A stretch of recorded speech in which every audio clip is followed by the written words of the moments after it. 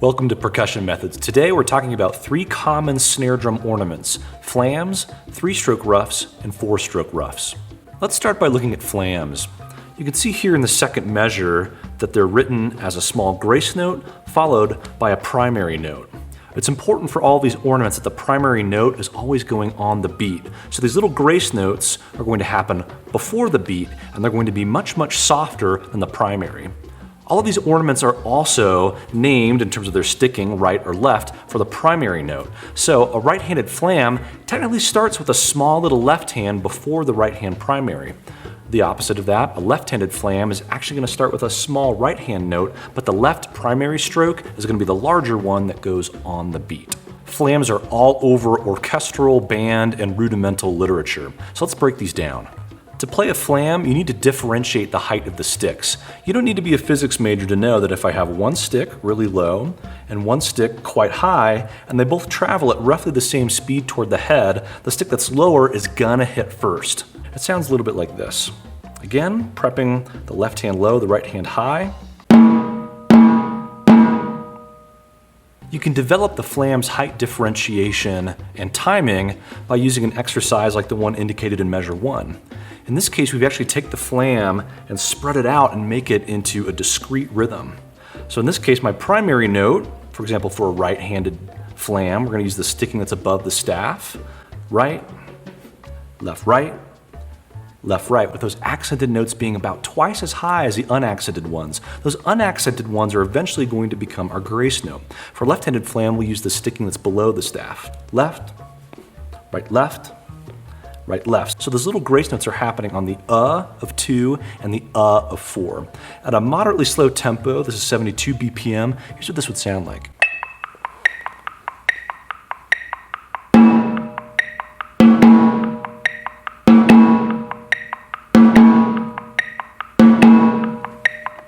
Some left-handed versions.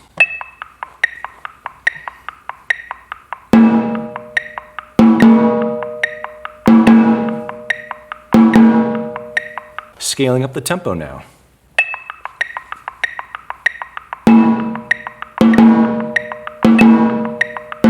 Left-handed.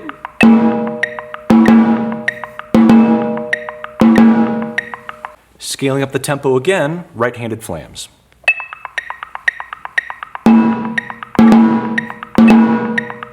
Left-handed.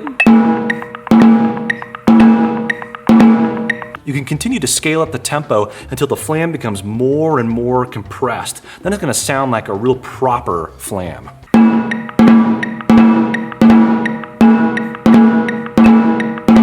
You're probably noticing I'm altering right-handed flams versus left-handed flams. As you're developing, keep these on the same hand for a while and then try, say, the left-handed version. An exercise like you can see in measures 2 and 3 is really good for fast height differentiation. When we go from the second measure to the third measure, our heights need to switch from right hand being high for the primary note very quickly to left hand being high for the primary note. So my left hand, I'm going to upstroke and get it up into the air pretty quickly. My right hand, I'm going to keep it down by the head of the drum to prepare for the left-handed flams. This exercise looks like this. Prep your height.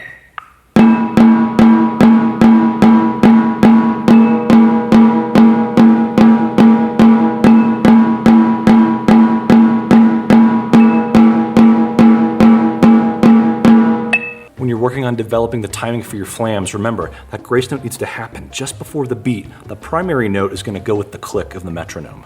3-stroke ruffs, also called drags, are a really fun rudiment to play, but they can be a bit tricky to develop, especially at different speeds. We're going to work these up similarly to how we did with our flams by breaking down the ornamentation into a discrete rhythm. You can see here in measure 1 that we have the small grace notes occurring on the and the of beat 2, then again on the and the of beat 4. The right-handed version, the sticking is above the staff. The left-handed version, that sticking is below the staff. And just like with flams, we name the different stickings based on what hand plays the primary note, not the little grace notes. So a right-handed ruff actually begins with 2 little left hands, and the primary right hand is big and goes on the beat. Left-handed ruff, 2 little right-hand grace notes, and the large primary left hand goes on the beat. Here's what this first measure sounds like at a slow speed. At this tempo, you can use your wrist to peck out the individual 16th notes. You don't have to play a proper double quite yet.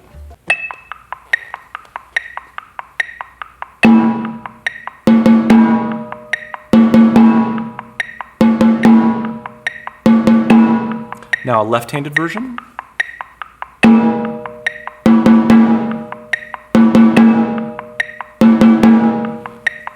As you're working on these ruffs, both of the two grace notes should sound like distinct notes, not a buzz. You're going to prep the stick height just like you did with flams, with the small grace notes nice and low, and the primary note about twice as high. Left-handed.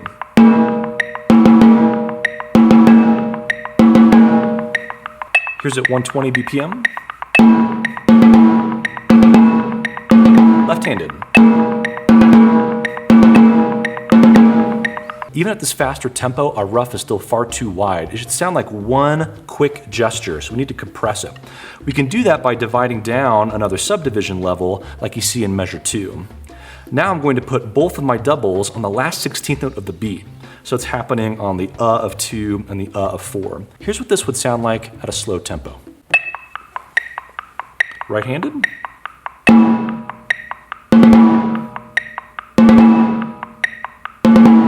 Left-handed.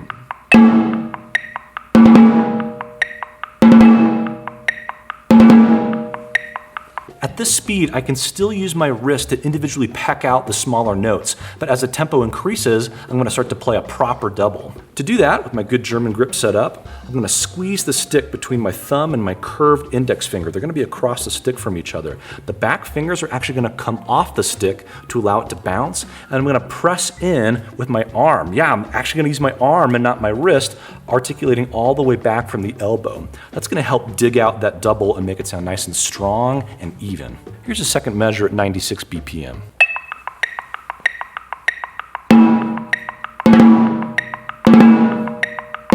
Left-handed.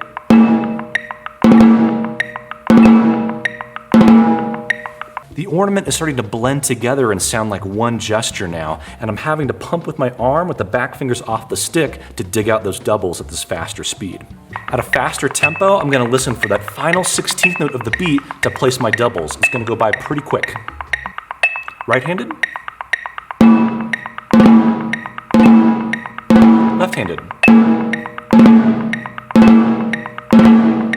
Now we're starting to get closer to the proper amount of compression to make this sound like one tight gesture. You can use an exercise such as the one in measure 3 to work on quick height differentiation, going from right-handed ruffs to left-handed ruffs. It sounds like this.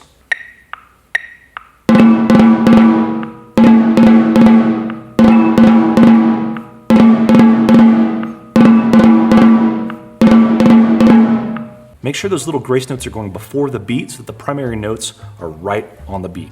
For 4-stroke ruffs, we're going to develop them in a very similar way as we did with our 3-stroke ruffs, but now we're going to use a triplet subdivision to add in the extra needed note. In the first measure, this is also breaking down the ornament into a discrete rhythm. You can see the right-handed version sticking above the staff and the left-handed version sticking below the staff.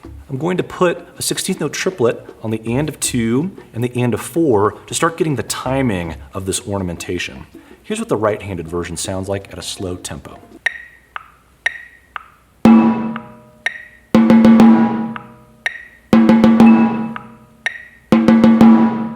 Left-handed.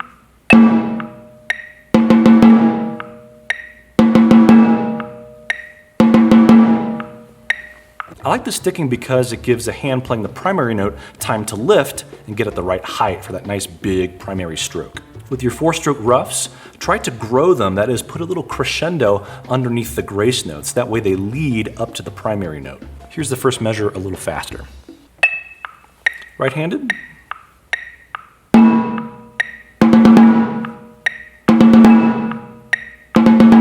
Left-handed.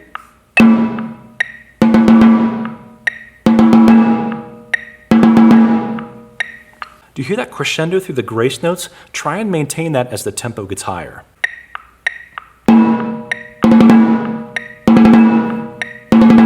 Left.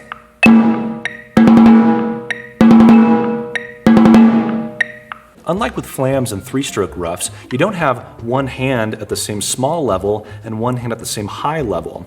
With a right-handed four-stroke ruff, your first right hand is low, the two left hands grow it, and then you lift the stick for a high right-handed primary note.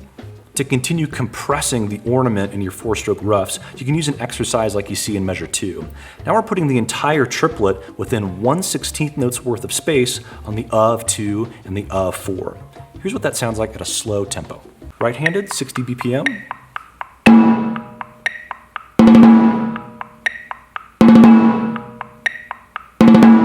Left-handed.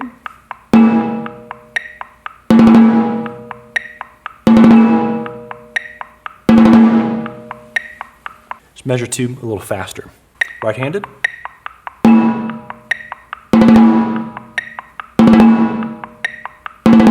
Left-handed.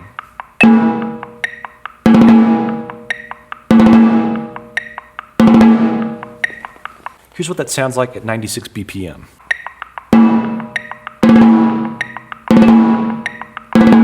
Left.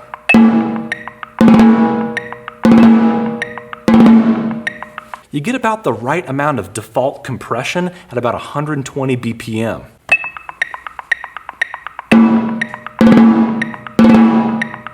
Left. At this speed, it's far too fast to try and individually peck out the grace notes with your wrist. So when you play the double that's built into the four-stroke ruff, I have my back fingers off the stick. I might add my middle finger for a little bit of extra grip, and I'm pushing with my arm to dig out that double. An exercise like the one in measure 3 is good, again, for that quick height differentiation going from a right-handed ruff to a left-handed ruff.